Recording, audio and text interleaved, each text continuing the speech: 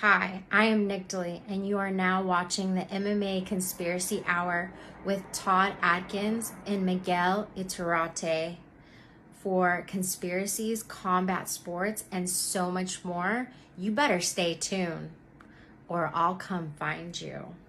Night Queen style.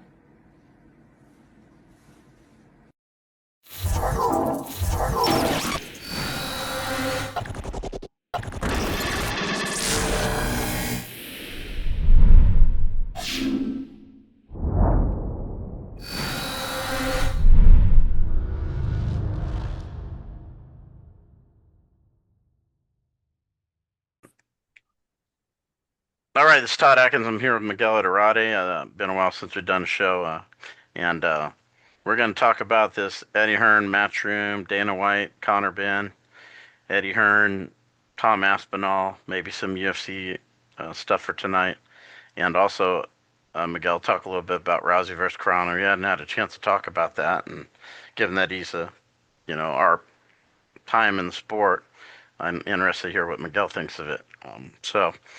Yeah, Miguel, maybe I'll just let you start with the Tom Aspinall, Eddie Hearn stuff first because that's the kind of the story of the day so far, of the week.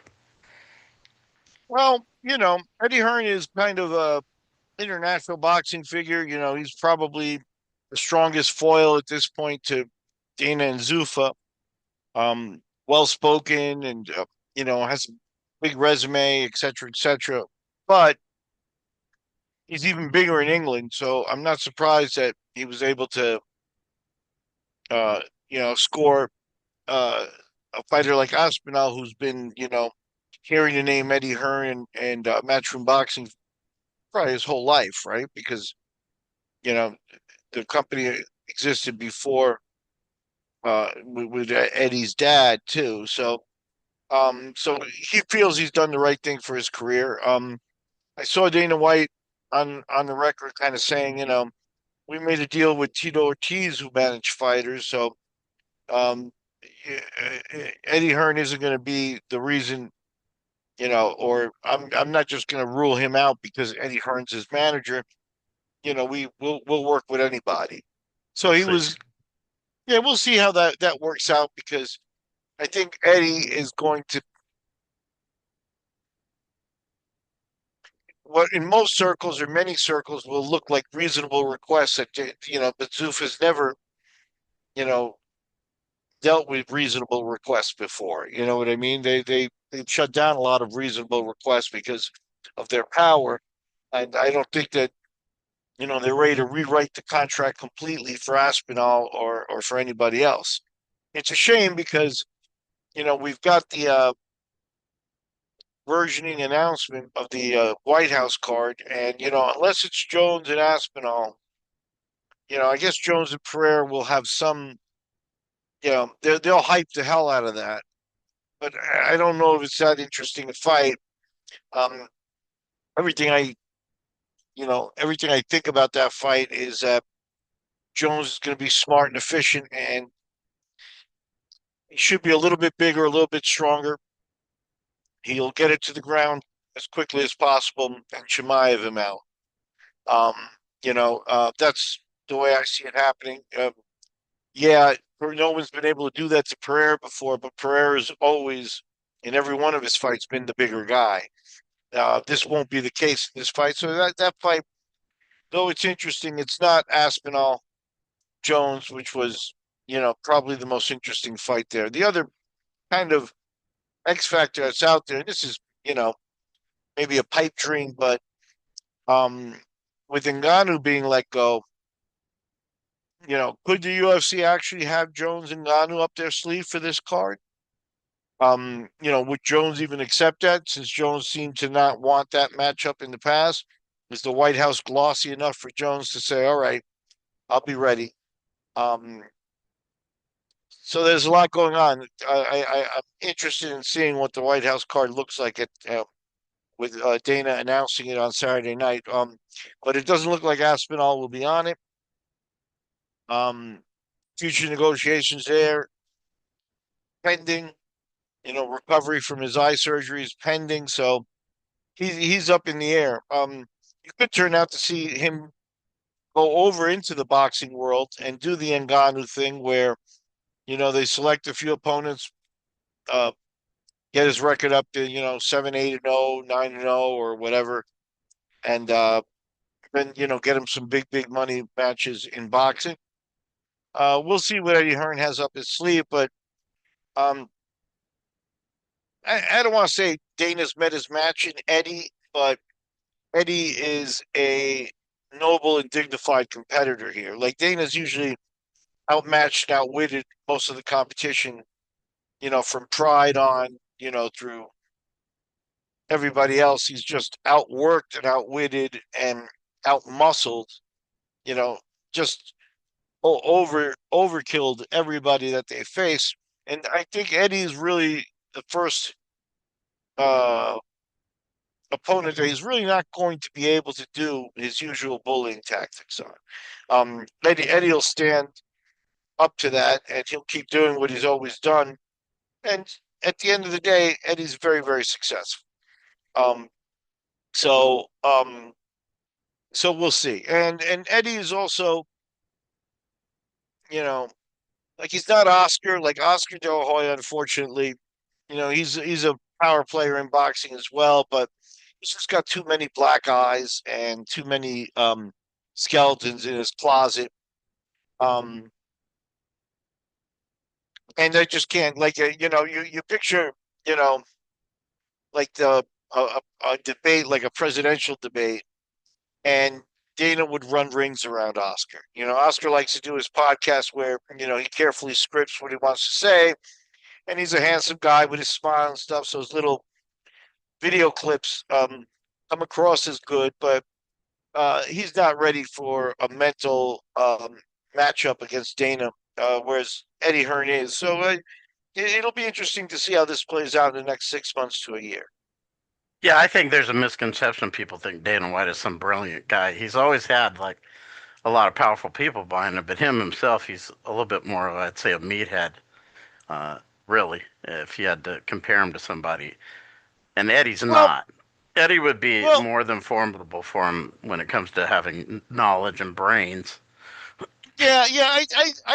I'd be careful about underestimating Dana just because of his success. I think he likes to, uh, you know, going back to the days where we were supposed to be getting a Tito Ortiz Dana White boxing match. I think and the fact, that at times in the last 20 years, Dana has looked like he's been, roiding up and getting big and, almost like, in that respect, kind of reminds me of Vince McMahon, where I think he really likes to be thought of as a tough guy that way. And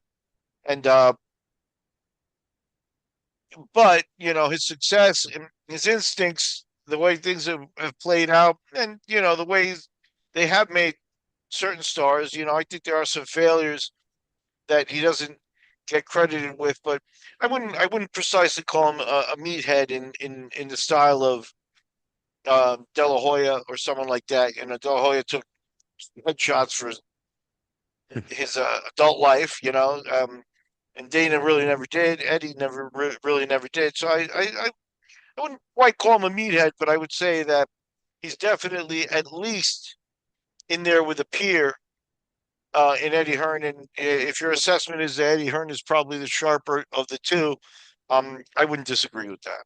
Yeah. Now, I feel like Aspinall is in the Ngannou stage, and I feel like this was more of like I'm going to say like a defensive measure for Tom, because if you've seen the UFC's MO, when a fighter gets close to like 2 fights left, they're going to want him to sign a new deal or they're going to make life really unpleasant for him.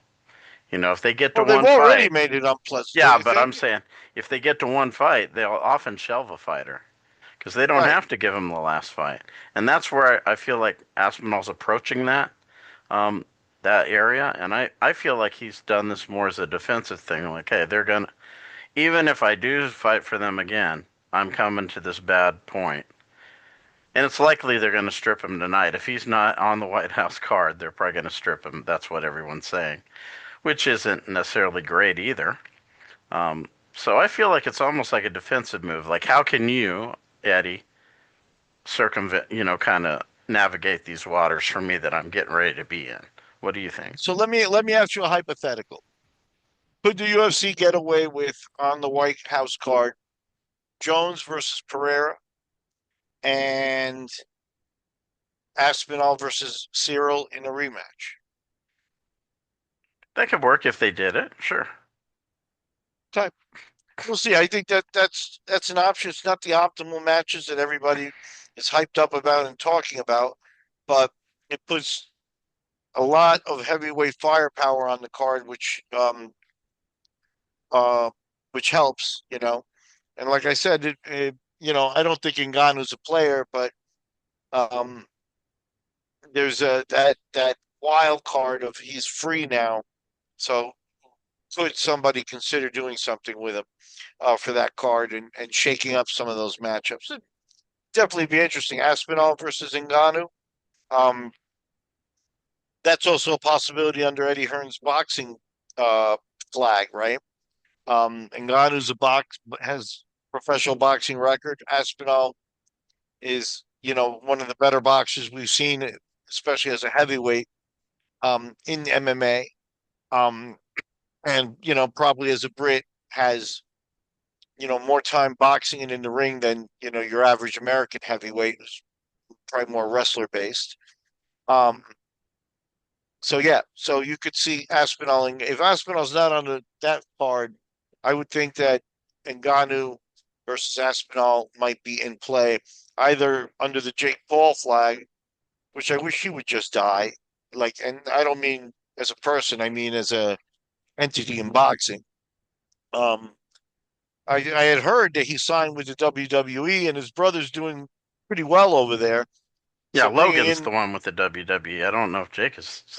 He did announce this new yesterday. They announced a new women's boxing league or women's boxing promotion on ESPN. It's going to be all women.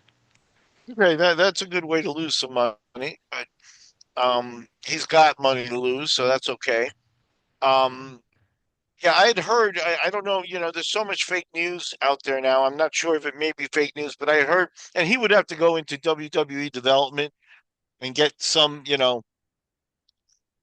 training. I'm sure Logan underwent like a crash course. He's like I said, actually, he's at this point performing like a pretty credible wrestler, at a very high level.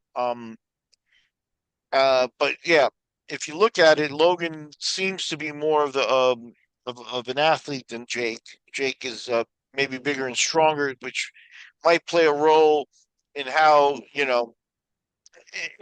it opens up a great WWE storyline with Logan. Logan's actually, if I'm not mistaken, held titles already, and is definitely in the title picture. Um, and is one of their top attractions. So bringing in his big brother, like to save him at some point, or to overwhelm an opponent, or just to surprise somebody, would probably be a big ticket moneymaker for the WWE. If I were Jake, that's exactly where I would head. Um, Especially with the success of his brother, together they could, greater than the sum of the parts kind of thing. Um, I think that they would do an extreme amount of money. If he wants to keep doing his boxing thing and he's got a passion for it, that's okay. I hope he's done getting in the ring himself. He's got the Carano Rousey match, which you know I'm not that interested in. So you could tell we could talk about that as well. Yeah, I do want to do one more thing before we get into that. Kind of like Eddie has said, a lot of other MMA fighters are lining up behind Tom and calling him, asking, hey, can I get on this too? This new Matchroom Management Agency. That's what it's called.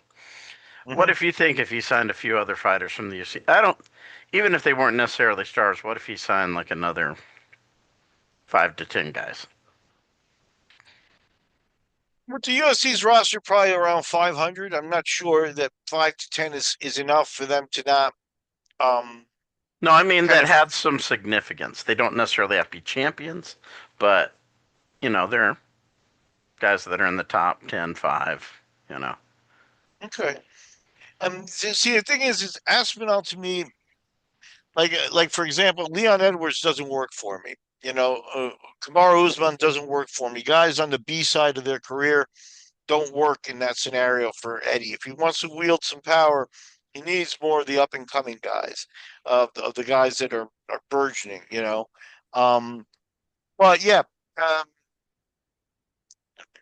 it's interesting because the UFC monopoly extends itself to having the management of the fighters be in their circle of influence. I think that's kind of a known in the business kind of Yes. reality there. And Hearn would represent the first guy that's not in their circle of influence. Um, we'll see how the UFC reacts to that. The bottom line is that Eddie is going to, you know, he's going to need an option for those guys if things don't work out with the UFC. If he signs 10 guys, even if they're up and coming, and the UFC says we're going to suck it up, don't give them fights, let their contracts run out, and just don't give them fights. They're done. Um, then what does Eddie Hearn do? Does he have a burgeoning MMA promotion or some type of fighting league that he wants to do? Or where is he going to put those guys?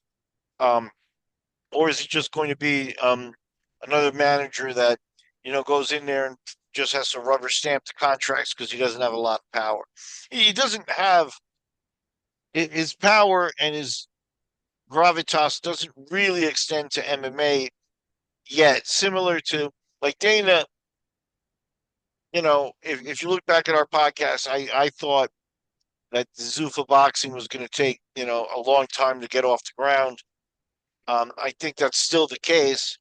It, because Dana's been plotting going to boxing for so long, um, I do think that they've moved quicker and a little bit more efficiently than I thought they would. Um, their cards that they've been uh, publicizing and showing haven't been anything spectacular yet, but I thought that they would need foundational shows and get to the well, we've done 50 shows, now where are we kind of thing. And they're on their way to doing that. With Dana ramping up the UFC's number of fights and the UFC number of shows from the very beginning, I thought that yeah, that would be the way to go for him. He's moved a little faster in boxing than I thought, but he still is not anywhere near a power player in boxing. So, but he's got some foundational work that he's done. Eddie Hearn doesn't really have any foundational work done in MMA that we can sense or know of. So, unless he's got some type of big surprise, um, then he's going to be hurting for options as to where to take his guys. Um, Especially with what looks like the PFL you know, starting to really show cracks. Yeah, I think, London, England in general has kind of always been I would say, an important place for the UFC from a standpoint that they go there and do a lot of shows. They do get fighters from there. Maybe if he got Paddy Pimblett, maybe if he got this guy Lonnie Kavanaugh who just beat Brandon Moreno in the last show. I think he only has one loss. He looks really promising. Um, Leon Edwards, like you said, maybe he's kind of on the outs, but there's Cage Warriors. Maybe if he bought Cage Warriors, something like that. Because London has always been, or England, I'd say the UK has always been kind of I mean, I I don't know if haven't I kept call it a up. foundational piece, but it's been there for a long time. It's been there for a long time, but the UFC has ignored London for periods of time as well. Um, But Dana there is an always MMA. says if you want to see a great show, a great UFC show, go to England Yeah, because of the fans. yeah, the atmosphere and the fans are there, and that's why. the Cage Warriors thing might be a 50-50 shot. Maybe not buying them or but influxing a lot of money into them and upgrading the show, getting them the contract to be on TV and to be distributed by a streaming service or something that would lift their level a great deal. Um, but again, they also come with a long history, and some of that history is dodgy. You know what I mean? So I don't know if maybe starting a brand new promotion might be better or exactly which way it goes, but like there's not a clear cut great option. Maybe buying the PFL, maybe taking I wouldn't do it. because no, I agree, but the PFL would come similar to when the UFC bought Pride. It would come with whatever number of contracts they have, which looks like maybe 200 contracts, so that he would immediately have a roster. The PFL does have a deal to be on certain networks across the world, and they've been established to do shows. Even in Africa, they did a few shows, even though they just let the president of the African PFL go. I guess, um, you know, the PFL You might be said that was available. going to be a failure. You said that was never going to materialize. It looks like you're right. Yeah, I think in Ghana, making in Ghana, there's nothing. It's the same thing as you, you know, because you're a great athlete doesn't mean that you're going to be great at planning. It doesn't mean that you're going to be great at charting out business stuff. And Ngannou, from what we know of his background and stuff like that, um, qualifies as a great athlete, but doesn't really have anything that's shown me other than I guess he left the UFC and stuck by his guns when he was arguing and making a case to be paid more. Um, but that doesn't mean that he's running an organization. So yeah, that was never going to work from the start, and I think you can Mystic Miguel that one. Uh, to their credit, they did run shows in Africa. Um, and I don't think Ngannou had much to do with that. But Don Davis seemed to be the billionaire guy that was highly criticized, but he was the billionaire guy that got the foot in the door in the Middle East, got the foot in the door in Africa and stuff like that. Now he's gone too. Um, so the PFL might be available, might still have some value if you could buy it for pennies on the dollar, right? Um, so yeah, like I would almost think the PFL with what they've got and built would be easier and a stronger thing to buy than trying to elevate a local show like Cage Warriors. And there have been Cage Warrior shows that are outstanding, entertaining, and great fighters that pass through there, um, and the whole thing. But again, it is a regional show, and trying to elevate a regional show that's been there for almost 2 decades also um, is probably more difficult than if you're get by the PFL debut with Aspinall and some of the other guys that you can pull and say, um, they're on ESPN or they're on the distributions that PFL's got already. That's the foundational stuff that Eddie Hearn doesn't appear to have right now. So PFL may actually be his best bet. I'm not saying elevate a show. What I'm saying is, like, right now, Cage Warriors is a UFC feeder show. Graham Boylan is one of the owners. If you become a champion in Cage Warriors, you can move on to the UFC, and Graham Boylan will manage you. He manages pretty much all these guys from Cage Warriors, that Mm-hmm. including Patty Pimblett and others. So he has kind of his own little Monty Cox thing going, with Extreme Challenge. What I'm saying is Eddie could maybe not buy Cage Wars, but where if he could get Graham, there'd have to be some finagling there because Graham has a tie-in with the UFC. If he could say, all right, maybe I can take some of your guys that I choose, whoever is significant enough, to be a part of my talent agency. Yeah, I like I said, I think that's more difficult because the the UFC's tentacles are already around that. Yeah, around Cage Um, Warriors. Yeah. so um, you're gonna get to the point where um, you're gonna if you're gonna sign guys, then you may have to wait a couple of years for them to be free of their contracts, or however the UFC is wording their contracts nowadays. It may be difficult for them to get a fight outside of the UFC and the shows that the UFC approves. And then if Eddie Hearn is big enough, then he's it's going to be it's going to be more complicated. Like it's going to be more complicated to enter the MMA world to compete with the UFC than it is for someone to enter boxing and compete at a high level. We I don't already think you, saw. you should even try to compete with the UFC. Well, I'm saying if I bought Cage Warriors, for Well, example, if you're I'm gonna you're him, gonna have to you're gonna have to compete with them somehow if you're gonna, like, for example, Aspinall. What are you gonna do? Send Aspinall to Cage Warriors and have him no, fight for no, 20 and 20? that's You not what I can't you mean. can't do that. That's Okay. not what I mean. Let's say I buy Cage Wars. I say, all right, Graham, you continue to run it, nothing changes.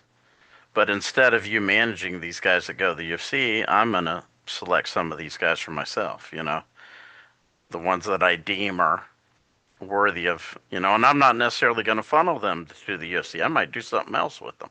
But I'm going to select who I'm going to take. It's not going to be this thing where you're going to funnel everybody to the UFC and you're going to manage them. You can still do some of that.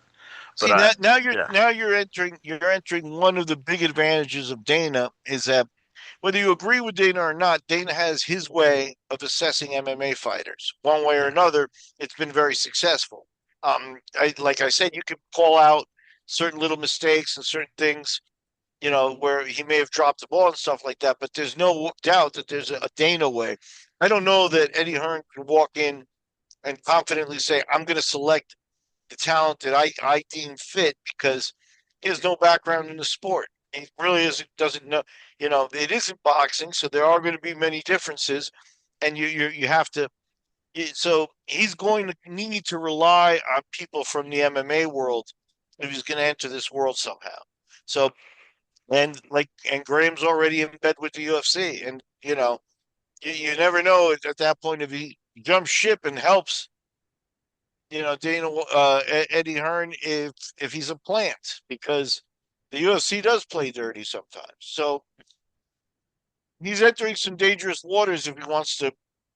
If he's going to need a company where he can put guys if they're not going to be in the UFC, and he's entering some dangerous waters because he's in brand new waters and he has no real foundation there.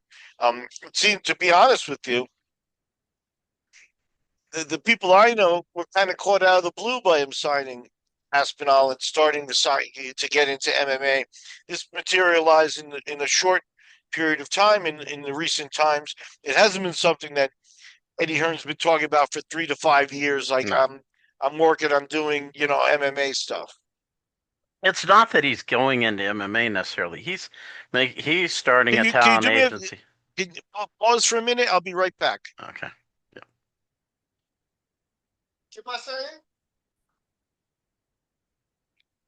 Okay, so as I was getting to, it's more of a talent agency. If you watch the Netflix special, they have their hands on a lot of things. They have their hands in snooker, darts.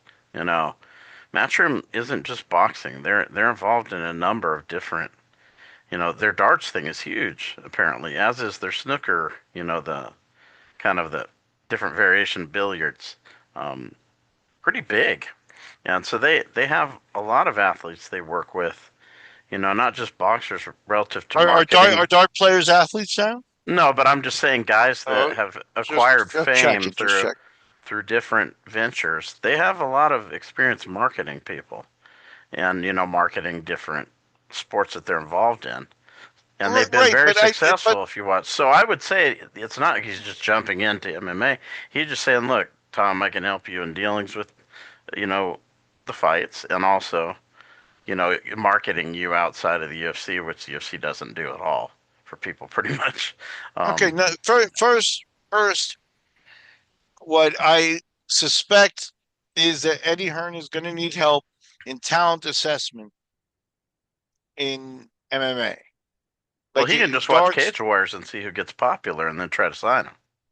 Well, just popularity doesn't quite necessarily mean talent, right? And that would mean that it's empty popularity, which could backfire on you if you're just signing everybody who gets a pop.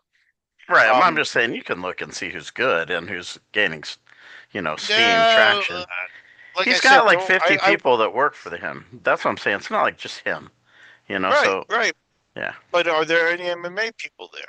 Anybody who was there? Are there people among those who were assigned? Because for the last 20 years, he's been poo-pooing MMA and kind of daring Dana to come to his world, but never threatening to go over into the MMA world. So does he whatever infrastructure he has to assess who's valuable in a commodity in darts or snooker or whatever these other things are, um, does he have that in place for MMA? Or is he going to be hurting because just about everybody who has some talent at that, aside from myself, of course, but just about, and you yourself, of course, but just about everybody is already tied up in some way linked to the UFC because Right. that's where your bread is buttered and that's where you make money in MMA.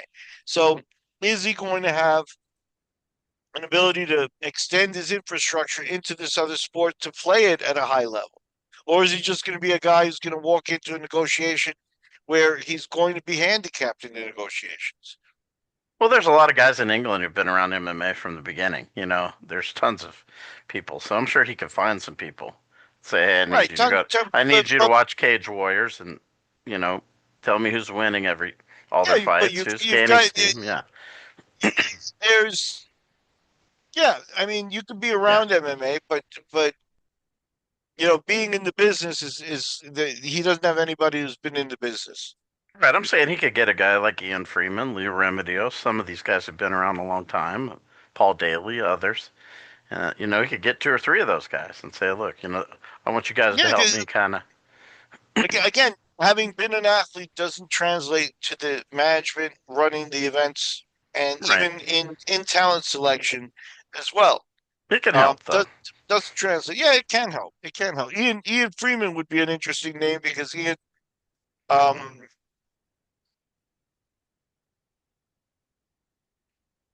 part of what you need to like Lee is a little bit more soft spoken, but Ian is also got a great amount of confidence and is well spoken and stuff. So yeah, like I mean, yeah, Lee, that would be an interesting name if you wanted to try it.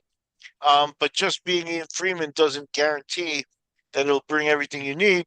But that's actually a very credible and good would be a credible and good start if he announced that Ian Freeman was going to be, working for Matchroom MMA as a talent assessment and as uh, you know, some type of management for the fighters. I'd be interested in that.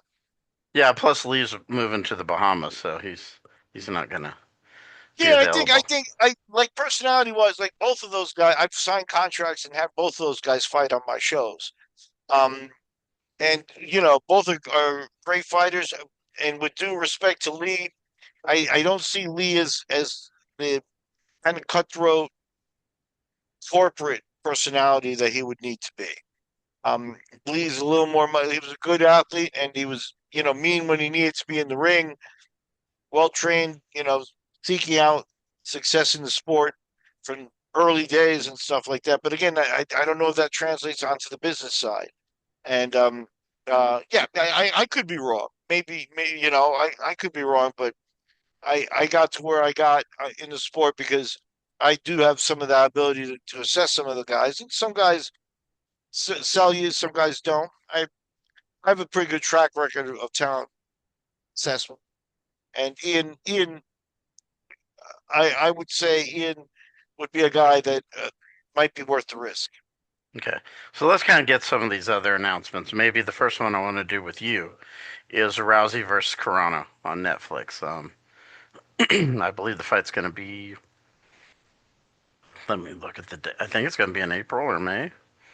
I'd have to look because the UFC is in June, so I want to get the exact date. What myself and James Wormy were saying is because of Netflix subscriber base, it's going to be on. Oh, that's the March is the press conference, but Corona date going to be May 16th. So 1 month before the UFC event, because the UFC event is in June. Okay. And I, myself, James Wormy, were saying, look, because of Netflix subscriber base is so massive, even in the U.S., it's massive. Um, it'll probably be the most watched MMA show in the U.S. in history, just from the Netflix subscriber base alone. I think McGregor versus Khabib in the U.S. I think got pay-per-view wise was like around 4.5 million. I think more people will watch this just because you know 250 million people in the U.S. have Netflix or whatever it is, or I don't know how many it is, but it's a lot. So even if like your China theory, if a third of the subscribers watch, it's going to Hmm. eclipse 4.5 million. That's why Tyson Paul was so big. I don't think, and after Joshua fought Paul, I noticed something on uh, social media. It's like all these women had discovered Anthony Joshua for the first time. Like this muscle bound, handsome guy they didn't know existed until he fought Jake Paul on Netflix and they happened to watch it. People who weren't boxing fans clearly, or they already would have known who Anthony Joshua was. These are just regular people. And I saw all kinds of TikToks about him from women, which I thought was pretty funny. But it shows that the power of Netflix, people are just sitting around at home. Because it's almost like cable now. They're sitting around at home. What's on Netflix? And I think a lot of people will probably watch it. More people than watch Khabib Conor in the U.S. So in that respect, it's going to get a lot of views and a lot of attention. What do you think? No, you're probably right. Again, I this is why I said I wish Jake Paul would leave the fight game because this is an idea and a matchup orchestrated for all the wrong reasons, which is just, there's nothing good about it for the sport or advancing the sport in any way, shape, or form. It's purely a money grab, which is, and the guy makes big money and he's paid out big money and he's let the money actually trickle down to be reaching some athletes who maybe never made big paydays. So he's, he's sort of doing some of the right things and stuff like that. But again, it's, you know, it's a geriatric league MMA fight. Well, Ronda Rousey apparently said Dana White was trying to make her an offer to come back, and it wasn't a good one. And that's kind of how this all materialized. Yeah, I mean, you're probably talking about box office wise the two most important women in MMA history, right? Um, you know, with the UFC women's fighters and the champions, I don't think what's the Brazilian girl's name? Cyborg. Cyborg or no, the Brazilian girl who's Oh, from Nunez. Tati. Yeah, Nunez. Sorry, too many headshots, but um, yeah, I don't think any three of among all three of those, maybe all three of those combined, cannot match the box office power that Rousey or Carano bought in their heyday. Um, so in that respect, it's kind of an easy match. But again, they're both. Ron is so removed from the sport. When she did a little interview tour about a year ago, she's still completely delusional about you know her skill level, which I think is you know uh, she's a high level grappler and judo fighter, and as soon as she tried to box, she got absolutely annihilated. But she had fallen in love with the idea that she was now a boxer and that she could hit people. Um, has she been training that for 8 years? I don't think so. So she's coming back for a big payday, which. good for her. Another payday is good for everybody, right? For if any fighter could grab one, they should. But are you going to get a quality MMA fight here? Again, Gina is probably a dozen years, if not more, removed from her last fight, Yeah. and she's been in Hollywood and doing completely different disciplines and completely different things. So it's not like she's been, you know, oh yeah, but I've been going to the gym and training this whole time, and I became a black belt. And none of these girls was like secretly becoming a black belt or secretly boxing themselves to the level of, a good boxer. You know what I mean? So now you're going to see them way past their prime. And again, we've also talked about how the smaller athletes and women too don't keep very well. So this to me is almost like Roy Jones versus Mike Tyson. Yeah.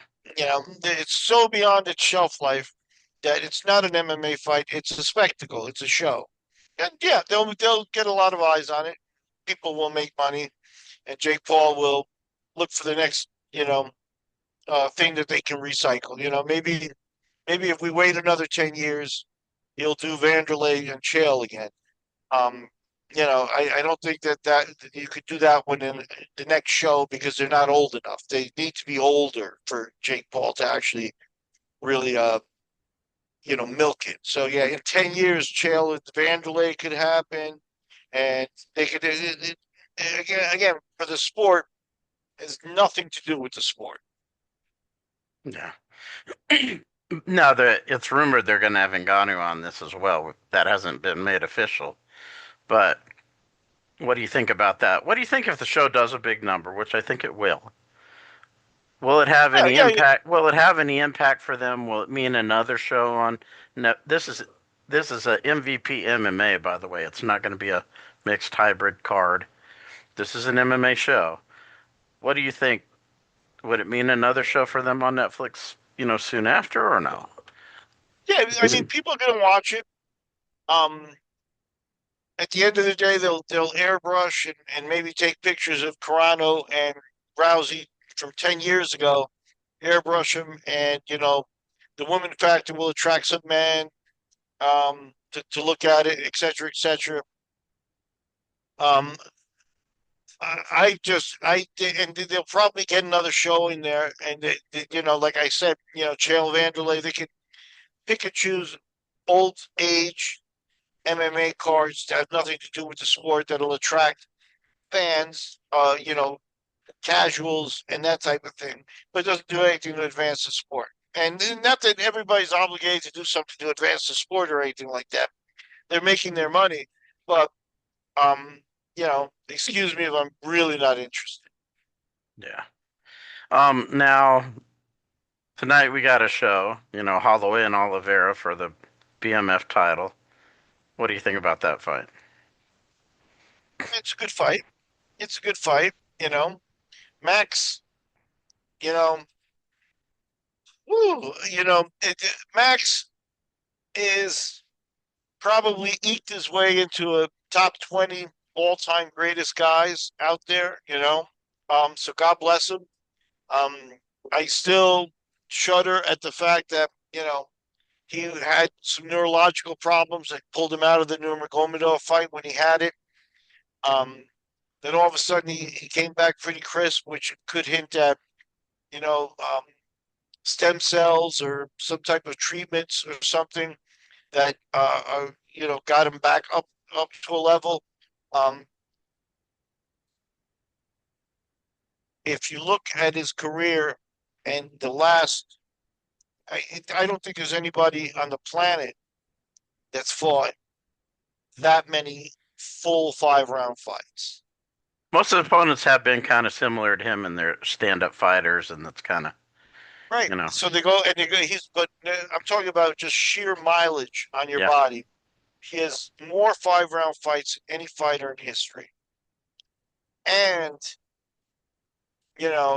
just to mention it, you've got the Gaethje fight, which was basically another 5 round fight. So whatever the number is, it's actually one more because the Gaethje fight ended with 1 second left, right? And then he fought Poirier also. Yeah, again. yeah, they're all 5 round fights. Go and count. He's got more than 10 5 round fights because he's been a championship level guy for so long that he doesn't do 3 round fights. He does the 5 round fights. Um, so I've had that feeling for a long time, and he's proved me he's been wrong in terms of I've been wrong in terms of his in ring performances. He's proved me, like waving an alarm that hasn't really materialized. But I always wait for the wheels to come off on that. You know, Oliveira's got a good bit of mileage himself.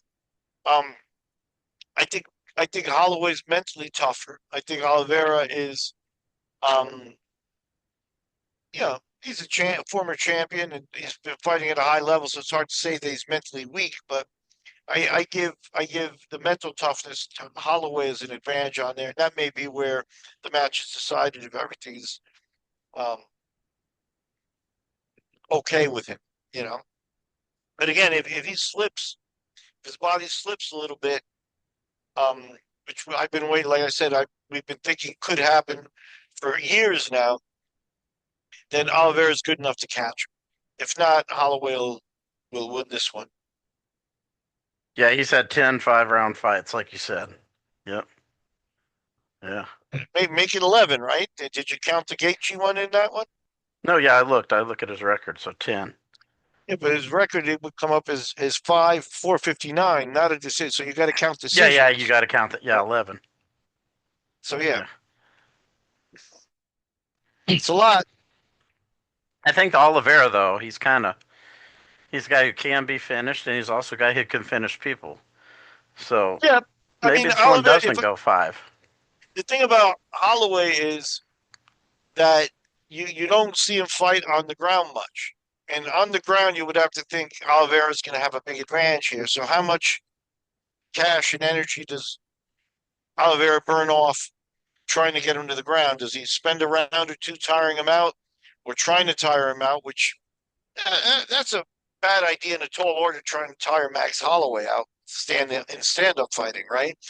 But try to get him to the point where he's a little bit comfortable standing and then try to get the takedown.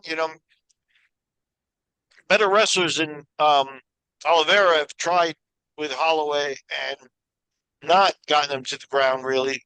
Poirier, Gaethje are two of them. But if Oliveira gets him to the ground, then all bets are off in terms of Holloway's kind of in new territory, and Holloway is going to probably not be favored in a ground fight. Yeah, he's looked formidable against the times he's been on the ground, but yeah, it'd be interesting to see. For me, I'd be like to see it just from it's something different. I think if it's a stand-up fight, Mac's gonna run away with it and probably stop Charles at some point because Yeah, yeah, Oliveira's more finishable on the feet against people. On the ground, I'd be interested to see it just because it's a new territory. yeah, You know? yeah. I'd like to see Holloway in an MMA fight, not a boxing match. Maybe he's a guy who could do a boxing match, maybe, but yeah. Yeah, but again, with the right opponents, yeah, you could do that. You could definitely do that. And him in Hawaii going to the police athletic leagues his whole career to tune up and stuff like that. He's got a lot more boxing practice than most guys, certainly than Ronda, right? Um, so with the right opponent, yeah, he could maybe go into boxing and stuff like that. But you think you're going to take him and put him in with like a Gervonta Davis, you're out of your mind. Right. Yeah, it would be tall order. What do you think of? I know you kind of touched on it a little bit, but another announcement was this MVP Jake Paul. I should say it's Nikisa because he's the one who's the manager, the guy who really is the promoter of these shows. Um, Women's Boxing League on ESPN. ESPN has signed a deal with them. Um, I don't know exactly how many shows. I'll look that up while we're talking, but it's going to be quite a few. And what do you think about that? MVPW is what they're calling it. MVP Women's. Now they did have some big fights with Serrano and Katie Taylor that were very popular. So, you know, Really? Did they break pay-per-view numbers? Were they were were huge they on the even Netflix. Like they're big enough to where they got to headline the rematch. They were the headliners of that show. That was at Madison so Square so Garden. so they got graduated to be a headliner, and the first match was even actually a main card, but undercard, right? It was co-main or something, I think. Yeah. Yeah, I mean, you know,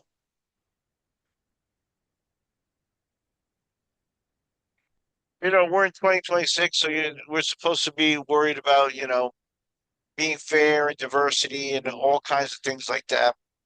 Um, in the WNBA, in the world of soccer, the women just don't make the money of the men because they just simply do not attract the same audiences, the same number of audiences, and women simply do not uh, watch, you know, sports the way men do, and women competing the way men do. So they just simply don't attract the numbers, don't attract the sponsors. That's I think that's going to be augmented in boxing. You can come up with a card or two or a fight or two here and there that might attract some attention that people will watch, but in the long run, are are are men going to watch a boxing league of women?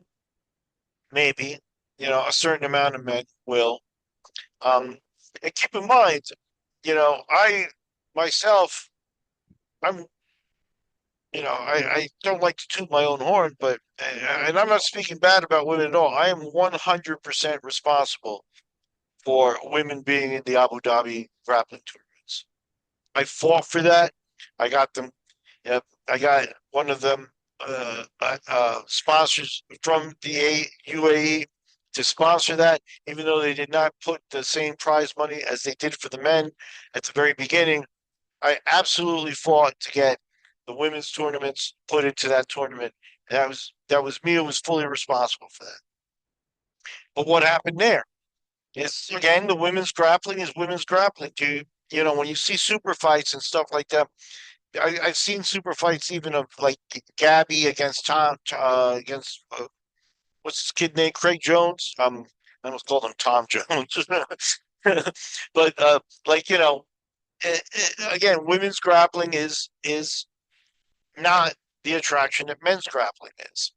And what happens there is, and it's unfortunate, but I, at the San Diego Abu Dhabi show, which I think is, if I look back, might be 2005, at the San Diego grappling show, I had women competitors come to me and tell me that one of the guys that was there as a reporter was hiding a camera, and that he was a guy who had ulterior motives for taking pictures of girls. Let's just put it that way. And so I think that the type of guys that they're going to attract are not maybe really sports fans. And again, what's more compelling to watch, the NBA or the WNBA? You know, um, there's all kinds of arguments and controversies, and I don't want to wade into a fight that I really don't care too much about. But like, I do think that in terms of athleticism, women, and more power to the women competing because I think they actually have a tall order and they actually may need to be more dedicated than the men to even get to the level they do now because they do have disadvantages, including the financial disadvantages. But like in terms of the trans art, and I'll say, in terms of the men competing in women's sports, if men and women were equal, then there would be an equal number of women competing in men's sports. And there's zero of those. Zero of, a girl who feels inside that she's a man, so she's going to go run 100-yard dash in university level.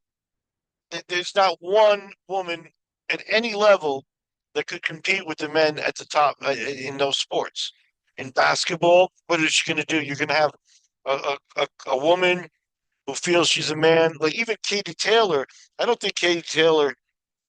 What's this girl? I'm sorry, Caitlin. the superstar in WNBA Oh, uh, basketball. Caitlin, I'm forgetting her last name, but it's not yeah. important. I don't think she can make Duke's basketball team. No. So so there's no traffic the other way, which tells you right away that the sport that you'll see is going to be of a different quality and a different level. Um, and that's just the way it is. And people want to argue or say that it's not, then put your money where your mouth is and watch the women's leagues. But nobody does. Now the WNBA is renegotiating a contract, and they might get a chance to fly on chartered jets and get quality hotel rooms. These people they were on the road staying in Holiday Inns. You know what I mean? That's the level their league was at, and their league is financed by the NBA by a percentage of money from the other NBA. It's not financed off ticket sales or a TV deal or anything like that. Now they may get a TV deal, um, and we'll see how the TV deal renews. So, yeah, I think a women's boxing league will be as successful as the WNBA or women's soccer and things like that. That's just the way it is. Yeah, it's going to be interesting to see how some of these things play out. I think the challenge I think that the UFC creates. I know this is a women's boxing league, but I think the challenge the UFC creates, and maybe we can talk about this at PFL since maybe we'll sign off at PFL, but you can be better, worse, or different. That's what Eric Bischoff always says, when he was looking at WCW or when he was creating it, or trying to help build it up, not create it, but when he took it over. He said, okay, I can be better in WWE, not likely. Worse in WWE, that's likely. Or different, which is neither. So, yeah, I feel like a lot of these projects that are coming along are because yeah, you can be better, worse, or different. So women's boxing league is different, than boxing, you know, relative to Yeah, women yeah, only. because it's a combat sport. I think there's also going to be a lower percentage of women that actually want to get punched in the face. You know, so therefore the pool of talent is you're going to have maybe a couple of elite, people that have got to the point where they look like boxers, not women boxers. Then there's going to be a lot of inferior product. You know, I mean, like I said, you've got Nunez, then you've got a guy like George Masvidal who used to train with Nunez, where they would take 2-0, 3-0 coming guys who've not even been in the UFC, put them in to train with her and told them take it easy on her. So I mean that's just facts. So yeah, I think a women's boxing league will on occasion make good money for certain people. So go ahead and do it. But I think it will in the end wind up being marginal, similar to other women's high level sports because um, they fail to attract a crossover and wide audience. Now, speaking of marginal, we'll finish with the PFL, because uh, me, I was a fan of the tournament Oh format. my God! They I don't think they decided had a to, bigger fanboy than you. I mean, they brought it, you really right, had the glass half full. right. I was a big fan of Bjorn Rebney's Bellator, that's why. So they get rid of Don Davis. They bring in this other guy. I have no idea who he is. And he's gone back to matchmaking format. This is where I'm coming in with better, worse, or different. He's chose the worse route. You're not going to be better than the UFC. You're not. So you purposely chose the worse route. I want to be worse than the UFC. What's the purpose? Yeah, I think you know when they signed Ngannou, they were talking about Africa 2027, and the fact is the company probably won't even be there as a whole by 2027. This is a sunsetting move. Yeah, I think so too. I mean, at least they were different. That at least shows you're trying to do something creatively. When you say, "All right, we'll just go do what the UFC does," you're showing I have no creativity, and my product's not going to be as good as theirs. Neither one of those is good, in my opinion.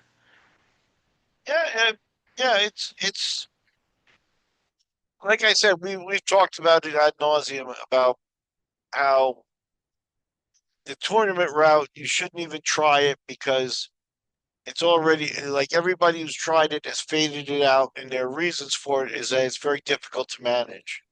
Um, if you win a tournament, you're probably or get to the point where you've won two tournaments, you're probably on top of everything else going to be unlikely to want to enter yet another tournament and continue staying in the tournament format. What happens to a guy who's won two tournaments and then loses the first round of his third tournament? Where's negotiation? So he's going to want to be treated like the champion of two tournaments, which means sitting out and waiting for the tournament winner and other tournament winners to develop in their way. So, not to mention sustainability of injuries and people coming up in UFC two. We had a guy named Steve Jenham win the tournament because of because the tournaments just don't work Not in two. That terms. was three.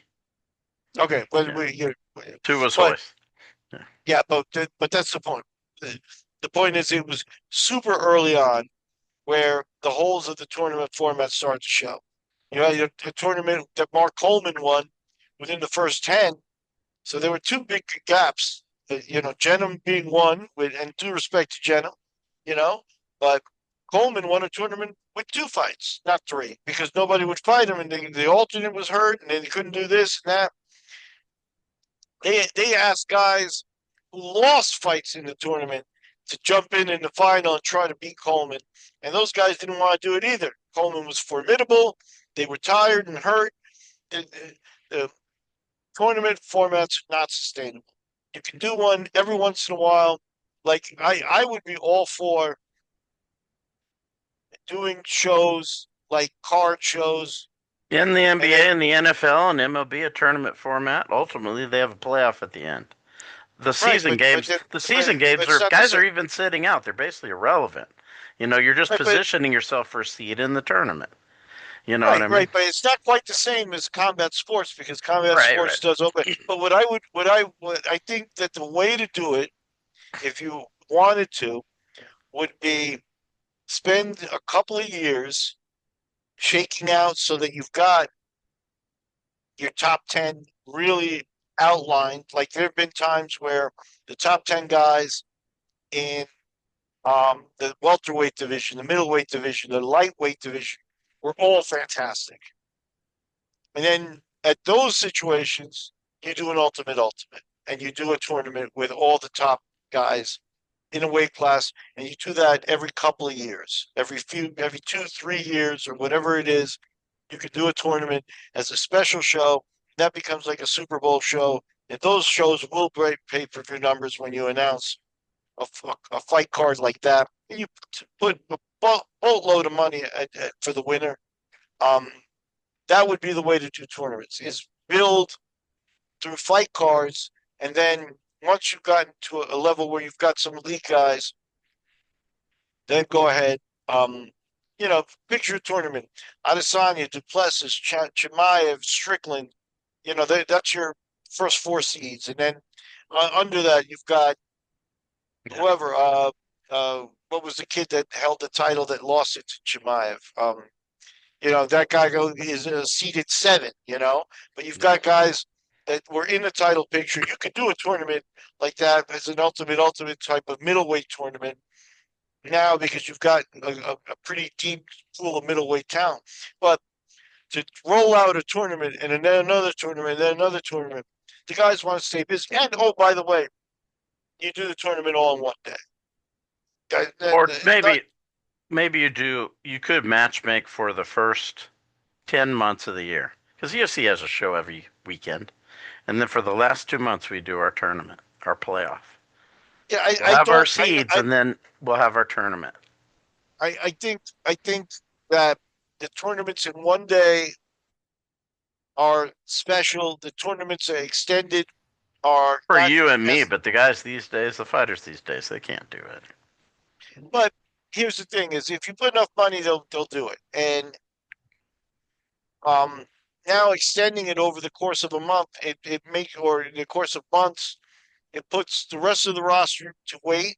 Or if you're the UFC, you're having cards and then you do your tournament cards spaced out a couple of months apart. But bottom line is by spacing it out, you open yourself up to an extreme amount of more problems. You can have little injuries on the day of fight, like going into your second fight or third fight, Mm-hmm. where that you overcome with the adrenaline and the pump of being there. That all of a sudden now you've won your fight, you're going to another training camp, and you get hurt in the training camp. Now that fight's screwed. There's much more X factors and much more things that can go wrong extending the tournament. So I think if each one to two tournaments, you do ultimate style tournaments of the best guys who've proven themselves over 10 months or over 18 months or over whatever it is, and then you pop the tournaments to really shake out. Like in the heavyweight division, maybe you don't have enough upper level talent to do an 8-man tournament, but maybe you could pull it off. Yeah. And this would be a good way you announce a tournament like that instead of an interim title fight. So that way you don't have an interim title. You've just got a new champion at the end of a tournament. So uh, I like the format because if the tournament works out, it's the best way to build a star and the the best pump for a fan when you get to watch. Oh, this guy that just killed that guy is coming out again, and you see it all on the first day. That's really a rush for the fans and something that the new fans really haven't ever gotten a chance to enjoy. Yeah, that would Um, be something cool to do for sure. so that would be if I was in an MMA league now, I would probably go against tournaments. But if I had to do, if they insisted on doing some type of tournament format, well, I just told you what I would do. You'd have your season, and then you could have a tournament at the end. Yeah, I'm and all again, for all that. three fights in one day. Show me what you got. And if you Yeah. don't want to, then that's okay. Then I'll go to number nine, on the list and see if they've got what it takes. But it that way it paints it as a real next level challenge. Yeah. I think that's a great thing to sign off on. Um, everyone check out MMA Conspiracy Hour. Appreciate you checking out. Check out Miguel on Instagram, MMA History Guy. And as always, subscribe to the channel. We're getting more subscribers. Check out we have a little funding membership, like a 99-cent membership you can check out. It's not really anything as far as like extra content, just if you want to make it affordable type thing, 99 cents. And Put it on two or three of your credit cards and forget about I it. know times are tough, but yeah, if it's something you want to do, support the channel. But yeah, just subscribe it, share it with people. Show it to other people if you think the shows are good. And we always appreciate people taking time to check out the episodes. And you'll be seeing us after tonight because I know White House is going to come out and stuff. So the more interesting things to discuss coming up. Signing off till then. Take care.